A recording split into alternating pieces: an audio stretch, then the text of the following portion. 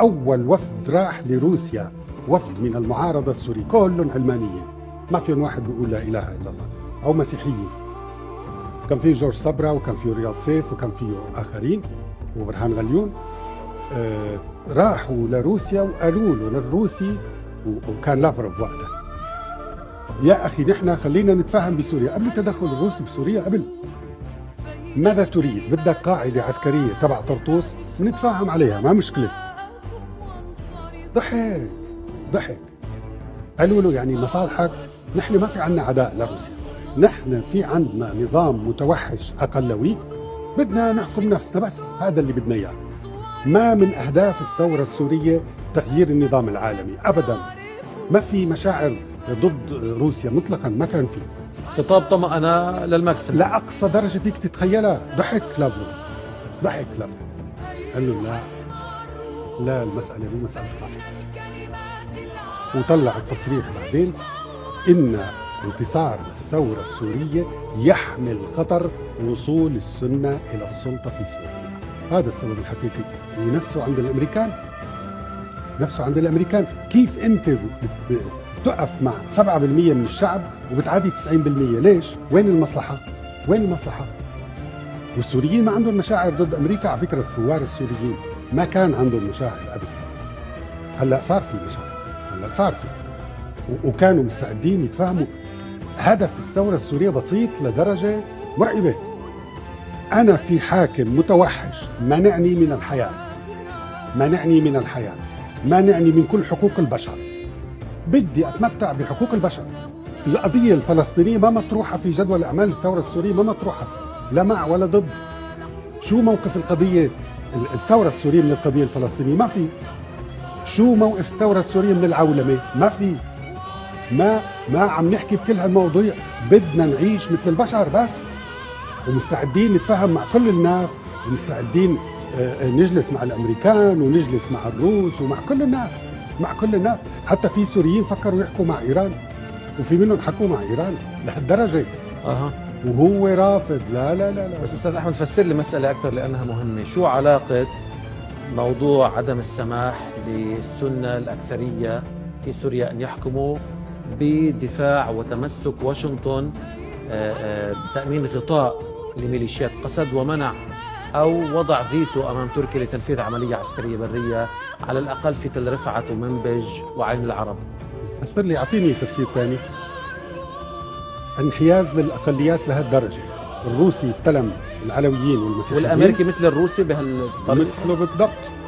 مثله بالضبط، بس تقاسم أدوار. الروسي استلم المسيحيين والعلويين، ومعه الإيراني، والأمريكي يدعم الأكراد. واضحة. كل واحد أخذ حصته. وهذه المنطقة الشرقية الأمريكان قال لك هي إلي، وفيها النفط طبعا. يعني أنا كنت مشارك في مفاوضات في منبج لما كان فيها داعش، ورحنا وحكينا مع الأمريكان وقلنا له نحن، كان الناس من منبج كلهم، قلنا لهم نحن مستعدين أن نقاتل داعش، مو داعش عدوكم ونحن داعش عدونا، ادعمونا. قالوا لا. ومنبج مدينة عربية 100%. قال لا بده يحرروها الأكراد. ولك يا ناس، هذه بلدنا، واللي عم يحكوا كلهم من منبج. يعني أنا كنت بس شبه مترجم أو وسيط فقط. هذا الكلام قيل للأمريكيين مباشرة. ادعمونا ونحن نقاتل داعش، ونحن يا عمي أهل منبج يريدون تحريرها فقط. شو علاقة قسد؟ أقسم بالله العظيم إنه هذا حصل، إنه الأمريكي رفض إنه أهل منبج يحرروا بلدهم، وقال لهم إنه أنتم بدكم تخضعوا للPKK وعصاباته وفروعه السورية لأنهم مسلمون سنة. أعطيني تفسير ثاني. عرب طبعا، لأنه الأكراد في منهم مسلمون، وفي المسيطرين شيوعيين، كلهم الPKK شيوعيين، ما هم مسلمين بالحرف. وتكرر الأمر في الرقة، وتكرر بالطبقة، وتكرر بدير الزور، وتكرر بكل مكان. بتروح للأمريكي بتقول له أنت مو عدوك داعش، أهلا وسهلا، آمنا وصدقنا. انا بدي احارب داعش، ادعمني. بقول لك ممكن، بس بدك تخضع للبي كي كي وفروعه السوريه وتحت علمهم. وبعد حتى في بعض الحاضرين قالوا له طيب اوكي بننزل تحت علمهم وبنحارب داعش وبنطلع داعش، بعدها ممكن نحارب النظام؟ قال لا. الامريكي قال لا، بدك تحارب داعش تحت علم البي كي كي وفروعه السوريه، تخلص من داعش، خلصت الحكايه، ما في بعدها تحارب النظام. هي حتى خلص وبس. لانه في بعض الحاضرين كان وقتها قالوا معلش خيو بنحارب داعش تحت علم البي كي كي وبعدين بنحارب النظام. قال له ما في بعدين، ما في بعدين. طيب استاذ احمد، الصيغه المطروحه الان والمهله الزمنيه التي فرضتها او اعطتها تركيا، هل يمكن ان يعني تؤدي بالامور الى تسويه، الى حل بسحب ميليشيا قسد؟ هل يمكن ان يتحقق هذا الانسحاب بالفعل بدون قتال من تل رفعت ومنبج وعين العرب؟ من تل رفعت ومنبج ممكن، بس من عين العرب لا. عين العرب بسموها كوباني وهي ورطة. خليني أشرح للسادة المشاهدين هذا الموضوع المعقد. البي كي كي، البي دي، قسد، هدول كلهم شيء واحد. مشروع كان احتلال كل شرق وشمال سوريا، يعني احتلال مناطق تعادل 10 أضعاف المناطق ذات الأغلبية الكردية، وكانوا على وشك أن يحققوا ذلك بال 2015. كان باقي بضعة كيلومترات شمال حلب وكان انتهت سوريا إلى الأبد. كان خسرت كل ثرواتها وخسرت الطريق البري بينها وبين العالم. ولو كانت أراضي كردية وأخذوها الأكراد أنا ما عندي مانع أبدا، من حقهم فعل ذلك، ولكن 10 أضعاف المناطق الكردية، 10 أضعاف. بعد التدخل التركي قطع هذا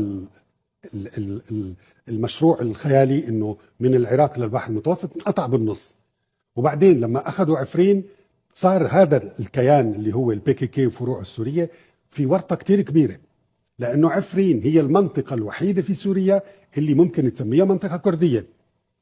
فصار الان هالكراكيب هدول البي كي كي، البي دي وقسد، تنظيم كردي بأعلام كردية، بزعيم كردي، بمشروع كردي، على طريقة البي كي كي، مو لمصلحة الشعب الكردي أبدا أبدا أبدا أبدا.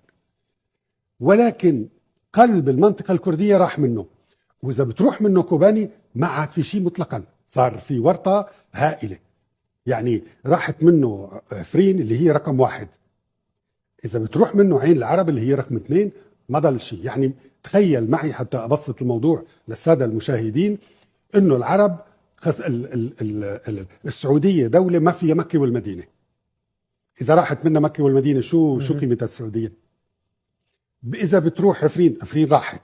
اذا بتروح كوباني عين العرب، المشروع البي كي كي كله بينهار انهيار فظيع، وبتصير موقفهم كتير بشع، انه هي تنظيمات ميليشيات كرديه تتحكم بمناطق تقريبا كلها عربيه، ولذلك صعب كتير يطلعوا من كوباني. بس هي حتى في حقيقتها تمثل الأكراد، يعني الحاضنة الشعبية اليوم في المناطق ذات الأغلبية من أهلنا الأكراد.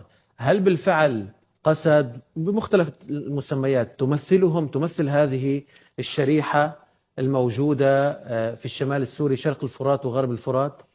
في البداية كانت منبوذة، البي دي كانت شيء منبوذ، بعدين كتر الدعاية، وبعدين في الدعاية تبعهم دعاية بتشبه الدعاية الصهيونية المظلومية، واللعب على كل التناقضات، واللعب على كل المظلومية التاريخية، ولعب مظبوط يعني. وتسويق وأموال، وبيصف لك البنات في الصف الأول، يعني عم يلعب على كل الغرائز، كل الغرائز. نجحوا إلى حد ما بإقصاء كل كردي يعارضهم وما أكثرهم، وإقصاء شيء بالقتل وشيء بالاعتقال وشيء بالتشويه وشيء بالاغتيال المعنوي. في شيء اسمه الاغتيال المعنوي، كلهم أقصوهم. مثلا عبد الباسط سيدة كان رئيس المجلس الوطني السوري، الآن مسكين ما حد بيسترجي يحط له لايك من الأكراد، يحط له لايك ما بيسترجي. رديف مصطفى، مشعل عبد العزيز، تمه أخوه عبد العزيز تمه،